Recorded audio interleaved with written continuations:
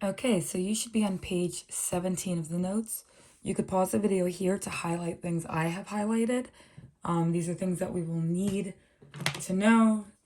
X-intercepts are where things cross the x-axis. Y-intercept are where things cross the y-axis.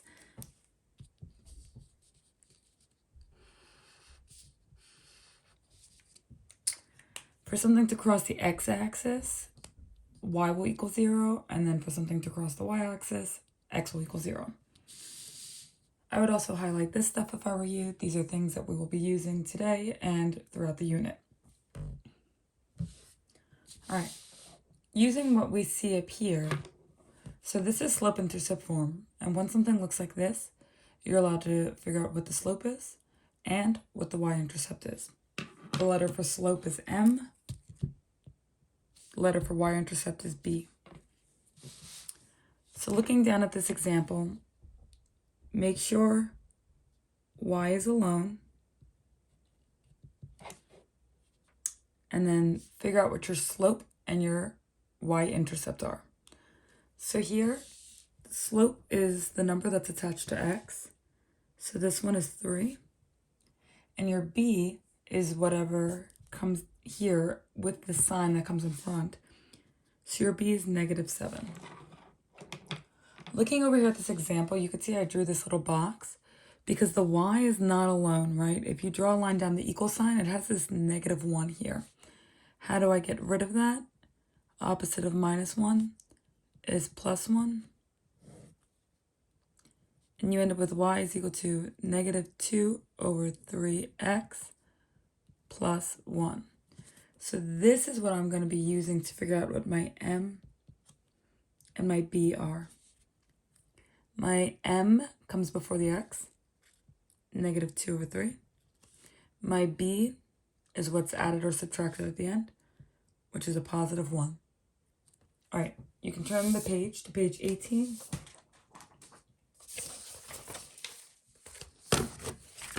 If you want, you can do identify the x-intercept. We're actually going to be skipping this. Instead, we're going to be going right into graphing. So the first thing I want us to list out for number 3 is the b. The b here is what is at the end, which is a -4. I see that, and I'm going to go down to my y-axis because b stands for y-intercept. I'm going to put a point at -4. So in terms of steps, step 1 is graph your b.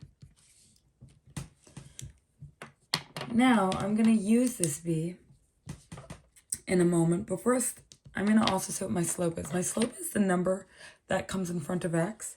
And if you don't see anything there, it's technically a 1. But I'm going to change this 1 into a fraction, and you'll see why. So step 2, find your second point using the slope. So I'm going to start at the point I had graphed, and I'm going to use my slope, which is 1/1. So I'm going to go rise, because it's rise over run, rise 1/1. And I can do that again if I wanted. I can do it as many times as I want. About 2 or 3 points is the perfect amount of points to be able to graph a line that kind of looks like this. I misplaced my ruler. So, oh, I found it. Going to connect it like so and put an arrow on each side. All right, now I will do this example with you, number 4. First thing I'm going to say is my b, which for this one is +1. Looking at my steps, step 1, graph your b. So I go to the y-axis and I go to +1. From here, I'm going to use my slope, which is -1/2. I'm going to start at that first point, and I'm going to find my second point using the slope. So my slope is down 1 over 2. And I can do that again, down 1 to the right 2. And I can use this to graph a line.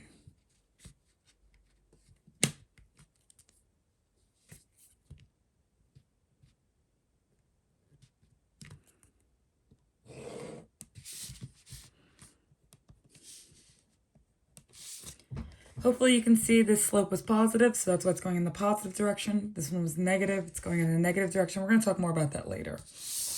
All right, turn to page 19. Let's practice graphing. So these are actually the same two from the last page, but I would like you to try it without looking back. Or no, these shouldn't be the same. They just look similar. All right, the first thing you should have listed out was your b.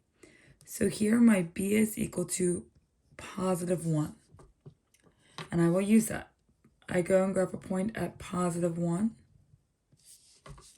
And from here, I'm going to use my slope, which is negative 1 over 2. So I'm going to go to this point, down 1 to the right 2. And I'm going to do it again just to get 3 points out there so that my line looks super accurate.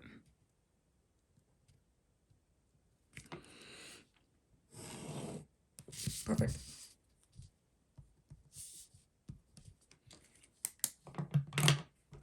Looking over here, first we're going to determine that the b is equal to positive 2. My m is equal to negative, since there's no number, technically it's a negative 1. We remember that we want this to be a fraction, so I'm going to put it over 1.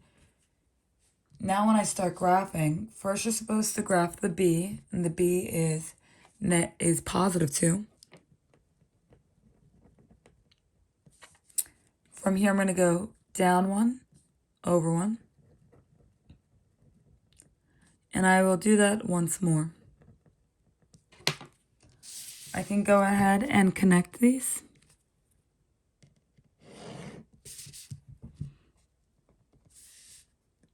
And there's your line. All right, why don't you try pausing the video and do letters C and D on the bottom of this page. So go ahead and pause it. Here are your solutions for C and D.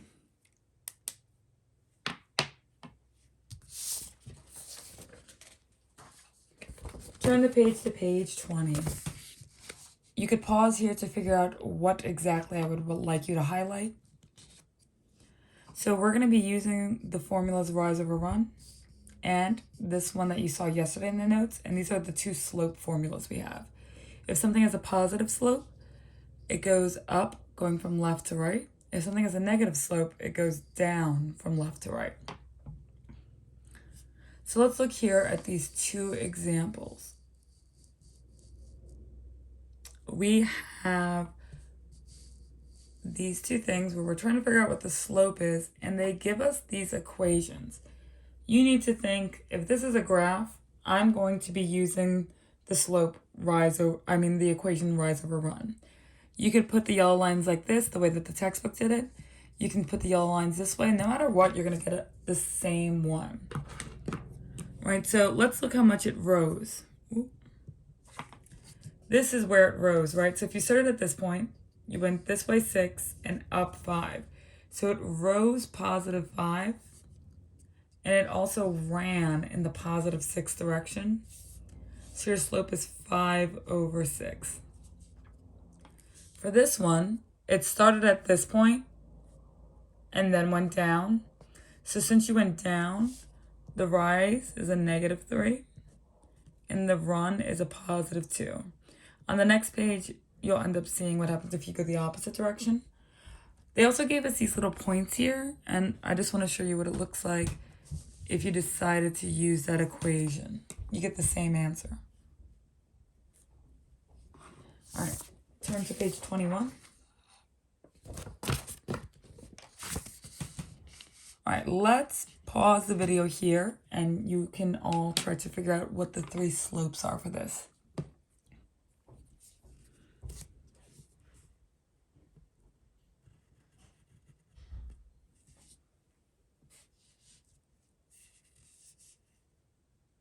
So depending on what point you decide to start at, I'm going to start here.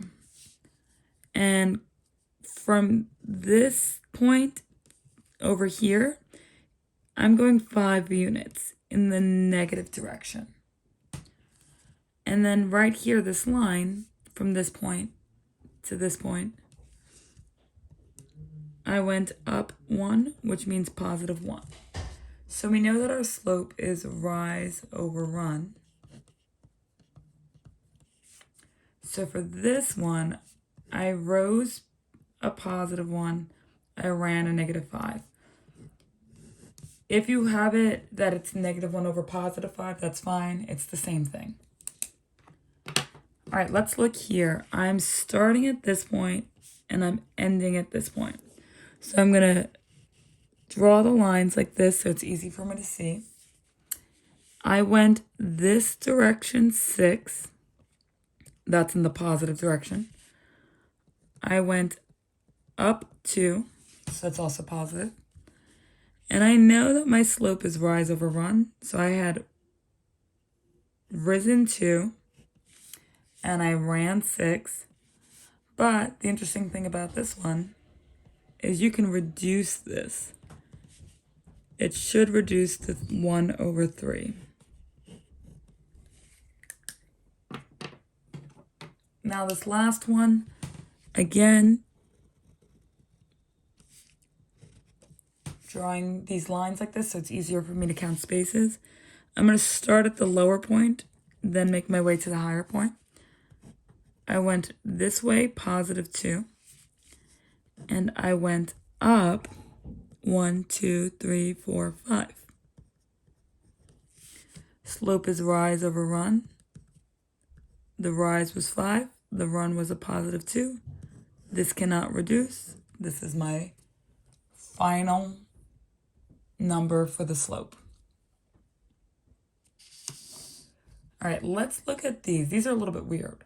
So there is no rise over run you can do. So let's look what happens when we decide to use the other equation we have. I'm going to go ahead and label this. This is my x1. This is my y1. This is my x2. This is my y2. And I'm using this formula here. So instead of y2 minus y1, my y2 was 5. My y1 was 5. My x2 was 6. My x1 was negative 1. Simplifying this a little bit further, we get 0 over 7. And if you put in your calculator 0 divided by 7, you'll get m equals 0. So when you have a flat horizontal line like this, your slope is 0. But what happens when it's the other way? These two lines look different. There's no way that this one's going to have a slope of 0. It's going to be different. Same first step, x1, y1, x2, y2, and we are using this formula again. I have m is equal to, instead of y2, I'm plugging in my 2, minus y1, which is 6, x2, which is 4, minus x1, which is also 4. When this simplifies, 2 minus 6 is negative 4. 4 minus 4, 0. So what happens if you put negative 4 divided by 0 in your calculator? Go ahead and try it. You'll get error. So when this happens, the slope is undefined. So these are two straight lines. You end up with a 0 in both, But if you have a 0 in the numerator, it's 0. But if you have a 0 in the denominator, it's not possible. You'll get an error on your calculator, which means the slope is undefined.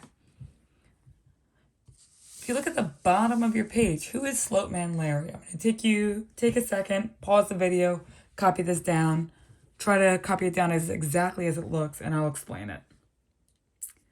So Slopeman Larry is angry because the left eye is always closed. It can't open. This, if a line looks like this, going down this way, it's a negative slope. The right eye, which is open, shows a positive slope. This line that goes down the middle, which is his nose, that has a U at the end at the bottom of it, that stands for an undefined slope. And then this straight flat line that his mouth is has little dimples at the end, or zeros for zero slope. If you remember Slopeman Larry for your quizzes and tests, it might help you out. You can turn the page and pause the video at the top of page 22. Use Slopeman Larry if you want, but you're going to try to figure out what these 4 slopes are.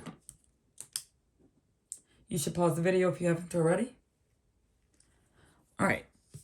So I didn't want numbers. I just wanted you to be able to say this was a positive slope. This one was a negative slope.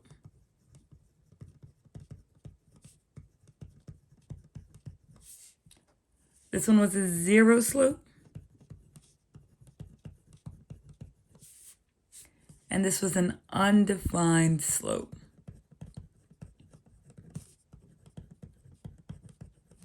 Definitely something you need to be able to look at and be like, yes, I know this. All right, let's look at this problem that has a table on it. So, the points in the table lie on a line. How can you find the slope of the line from the table? What is the slope? So how can you find it? This is just like the lesson we did yesterday. You're going to just pick 2 points. So personally, I want to pick this one.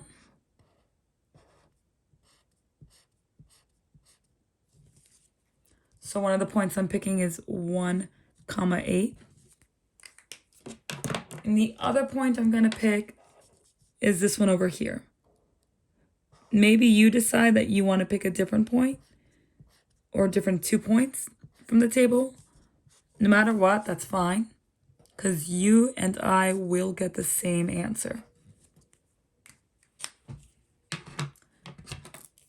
So I picked 1, 8 and 10, 2.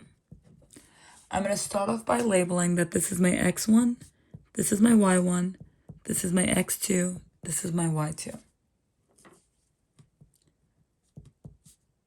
And I'm using this formula that we've been using all day.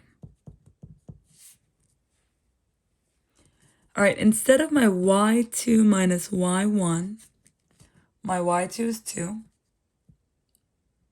And I'm subtracting whatever my y1 is, which is 8. On the bottom, x2 minus x1, my x2 is 10. And I'm subtracting whatever my x1 is, which is actually just 1. Now I'm going to simplify. 2 minus 8 is negative 6. 10 minus 1 is 9. Now I need to say to myself, can I reduce this? If I don't know if I can reduce it on my own, plugging this in the calculator is a good idea to simplify it. But this can reduce to negative 2 over 3. So that's how you solve a problem with a table. This bit right here is actually just another example. It gives you the slope, right?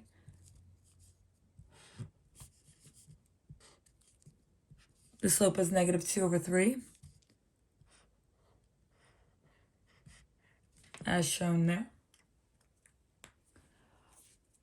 Now let's look at number 9 and 10 on the bottom. Number 9 and 10 are exactly like this problem up here. So if you want, I would pause this so that you could try this on your own. Alrighty. For number 9, you might have chosen different points. I'm going to show you the points I decided to do. Again, whichever ones you chose would work.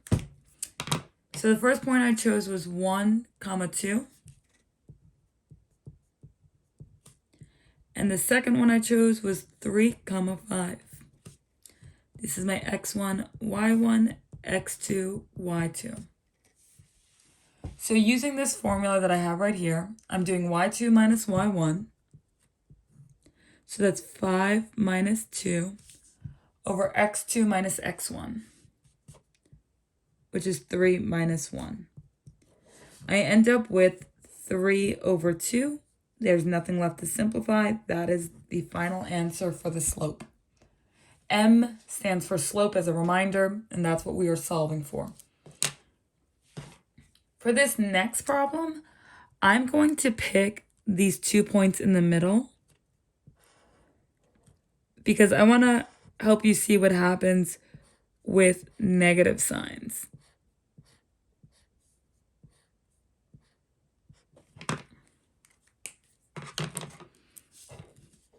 So the first point I chose was negative 2, 4.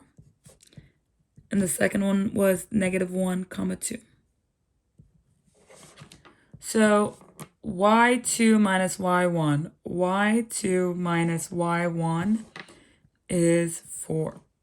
2 minus 4. x2 minus x1. x1, y1, x2, y2. x2 minus x1 would be negative 1 minus negative 2. 2 minus 4, negative 2. 1 minus negative 2 is the same thing as negative 1 plus 2, which is 1. I can leave this looking just like this, just negative 2. And that's that. If you didn't get these answers, I would go back and check your math one last time, but hopefully these are the answers you got. All right, now we're going to look at the practice. So, certain things I want you to skip. Definitely skip number 1. I do not want you to be concerned about that. 2, I do want you to do, but I don't need you to explain. 3, you can definitely skip. So you definitely have to do number 2, but you can skip 1 and 3. Number 4 through 6, the answer is either going to be A, B, or C because you are matching. So I will help you with number 4. Number 4 is saying that your B would be positive 1 and your slope is equal to 2, technically, over 1. So let's see. The one that matches that is right here. The B is equal to 1, and your slope is up 2 over 1. So the answer to number 4 is B. Now you only have to do 5 and 6. So for numbers 7 through 15, you're finding the slope and the y-intercept. So I'm going to do just a couple of these with you. I will do numbers 7, 10, and 13. So number 7, you can go ahead and put m equals and b equals. M is always the number that's attached to x. B, it's just negative 5. Because we're remembering y equals mx plus b. For this problem, our slope, you'd be using rise over run.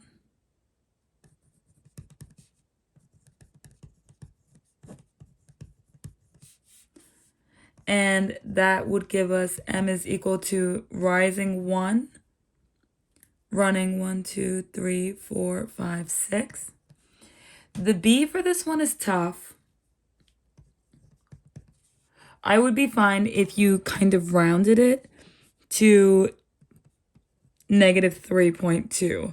It doesn't exactly cross a point on the graph, but I'm fine with you rounding it like that. Lastly, number 13, you have to get y by itself. So I'm going to add 3.5, add 3.5. And you end up with y is equal to y is equal to negative 2x plus 3.5. Because the term with the x has to come first. And from here, you can see your m is equal to negative 2.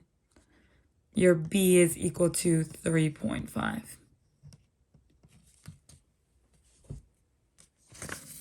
So you have to finish this page, but I'm just helping you through some of them. On the next page, you'd be using this formula. So m is equal to y2 minus y1 over x2 minus x1. Right? And you label them x1, y1, x2, y2. So instead of y2 minus y1, it's 5 minus 1. Instead of x2 minus x1, it's negative 1 minus negative 3. And you end up with 4 over 2, which equals 2. And we were only supposed to find the slope for these. So that's the answer to 16. You just have to do 17 and 18 like this. Number 19, I do want you to do. Number 20, you can try, but I don't need you to explain. And then finally, numbers 21 through 24, you will still be using this formula. M is equal to y2 minus y1 over x2 minus x1. Excuse me, but you're just picking any 2 points.